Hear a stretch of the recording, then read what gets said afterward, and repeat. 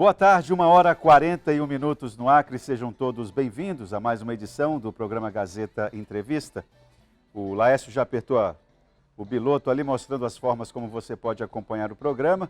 Pelo Instagram, Facebook, YouTube, tem o WhatsApp 99989-1042. É o WhatsApp que eu tenho aqui na minha mão.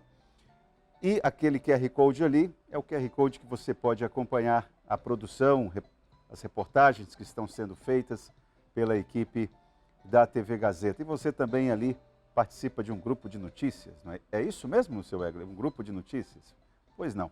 Então, feita essa apresentação, eu tenho um recado para você, especificamente para você que quer sair do aluguel ou fazer um bom investimento.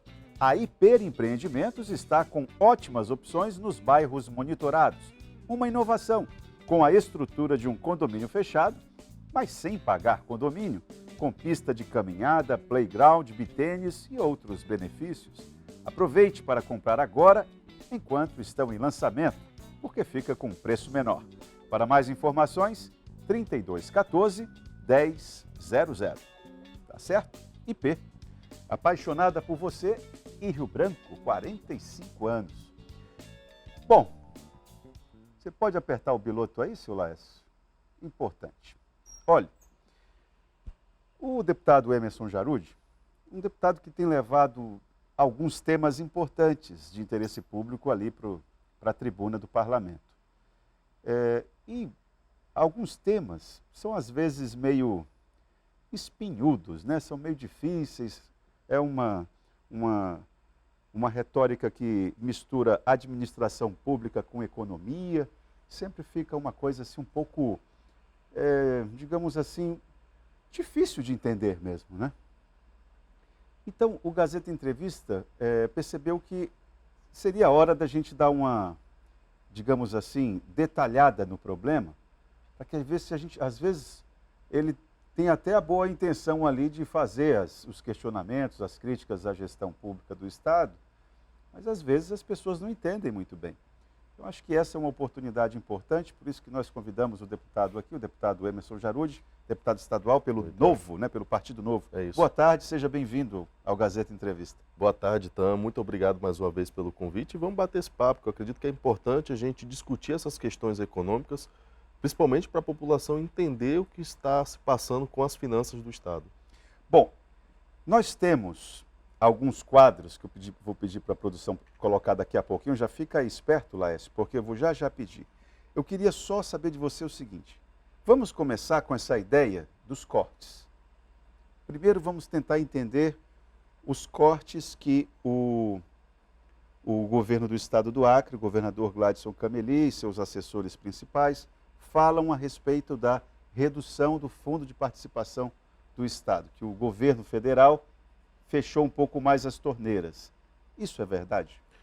Olha, então, a gente vem percebendo algumas condutas por parte do governo do Estado do Acre, e ele justifica essas condutas justamente por falta de recurso. Segundo ele, o FPE, que é o governo federal que envia para o Estado do Acre determinado recurso, está enviando a menos nos últimos 3 meses. E a nossa equipe ela teve o cuidado de fazer um levantamento detalhado, inclusive consultando o site do Tesouro Nacional, e isso você que está nos assistindo pode também fazer essa consulta. Então a nossa equipe foi lá em 2022 e percebeu que no período de janeiro a setembro de 2022, em relação ao mesmo período desse ano de 2023, nós tivemos um aumento do repasse no valor de 109 milhões. Então, peraí, eu vou pedir para a produção colocar o último quadrinho que eu mandei. Esse aí, ó, repasse do FPE Acre. Identificou? Olha lá. Quero que você explique esses números aí. Nós fomos direto no site do Tesouro Nacional e nós pesquisamos quanto que o Acre recebeu do governo federal de FPE de janeiro até setembro de 2022. E nós percebemos que o valor recebido pelo Estado do Acre foi de 3,280 milhões. 3 bilhões 280 milhões de reais. Certo. E aí nós fomos fazer o comparativo com esse ano e pesquisamos o mesmo período, de janeiro a setembro. E aí nós percebemos que este ano o governo federal enviou para o estado do Acre a quantia de 3 bilhões 389 milhões de reais. Então, uma diferença a mais de 190 milhões. Mas não é isso que o governo do estado do Acre divulga. O que ele tem divulgado é que nos últimos 3 meses nós tivemos uma queda de 100 milhões de reais daquilo que eles haviam planejado quanto à questão do FPE. Deixa eu pedir para a produção colocar aquela outra parte lá de cima, que tem o produção, por favor, que é uma espécie de manchete de jornal, manchete de site. Pode ser? Porque ilustra o que o Emerson Jarudi está colocando aqui. A retórica do governo é outra. Porque você viu aí, pelos dados, e você pegou esses dados hoje no teu... Direto no site do Tesouro Nacional, isso qualquer cidadão pode consultar, acessar e verificar a veracidade desses fatos apresentados e dos dados. Perfeito. Já é possível colocar? Aquele é o anterior, que eu mandei primeiramente. Está carregando. Bom, o fato é que a retórica do governo é de que o governo federal fechou as torneiras. A gente viu que não é bem assim. Bom, mas o fato é que quem tem a caneta está dizendo que vai demitir, que vai cortar, que vai enxugar. Aliás, essa ideia de enxugar a máquina pública, você também tem essa retórica, né? Com certeza, eu acredito que isso deve acontecer.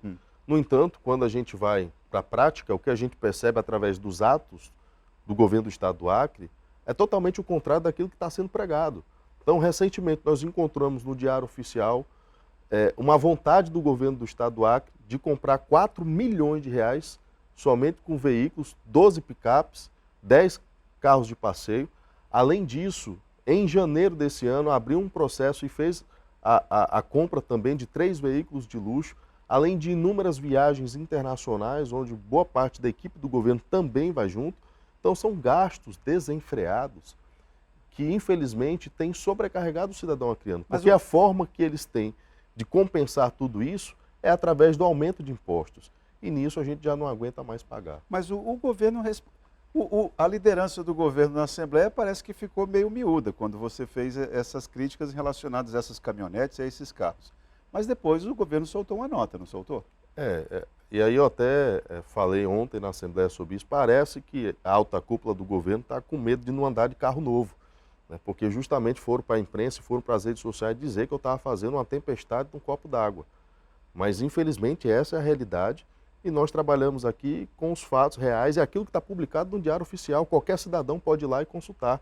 Inclusive, recentemente, o próprio Tribunal de Contas do Estado do Acre, recentemente, que eu digo, nessa segunda-feira, publicou uma decisão falando, inclusive, sobre a criação da Segov, que foi feita num momento totalmente inoportuno.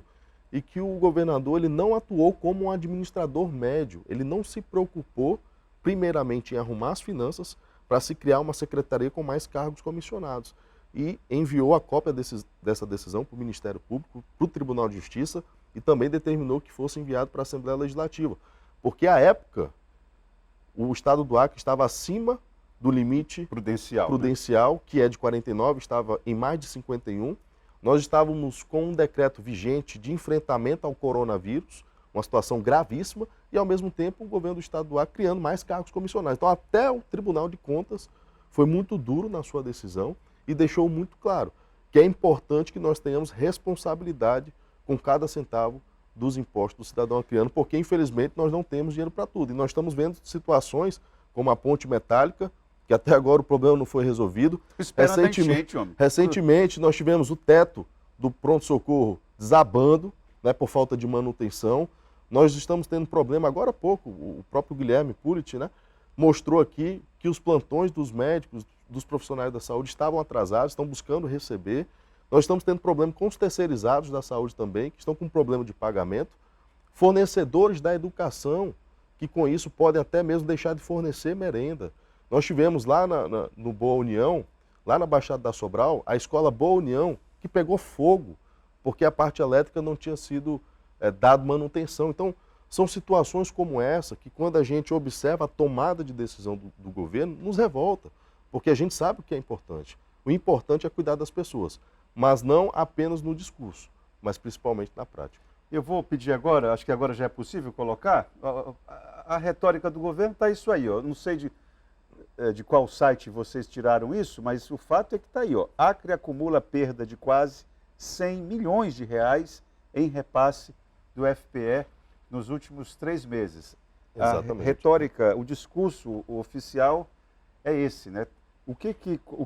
Qual é o cálculo entre uma linha e outra aí? Qual é o cálculo que está no verbo dessa manchete? O cálculo é, olha, para justificar as possíveis demissões, os possíveis cortes, eu tenho que dizer que o Acre acumula perda de quase 100 milhões em repasse no FPE. Essa é a lógica. Quando o que o deputado Emerson Jarud traz aqui com dados do Tesouro Nacional é de que foi um acréscimo de 109 milhões de reais. E além disso, tem um outro dado que nos chama a atenção também, tá? E que é importante a gente passar para a população, é que sempre de um ano para o outro a gente faz a estimativa de receita, daquilo que a gente vai receber. O Estado do Acre, no ano passado, em 2022, ele projetou para 2023 algo em torno de 8,8 bilhões de reais de receita. Quando deu o primeiro quadrimestre desse ano, ele atualizou, falou, opa, peraí, a gente vai receber um pouquinho a mais. Nós vamos receber 8,9 bilhões de reais de receita. De receita? Deixa eu só... Receita é o dinheirinho que entra. Quando fala assim, olha, 8,8 bilhões de reais, é uma projeção que ele faz do tanto de dinheirinho que vai entrar nos caixas do governo. Seja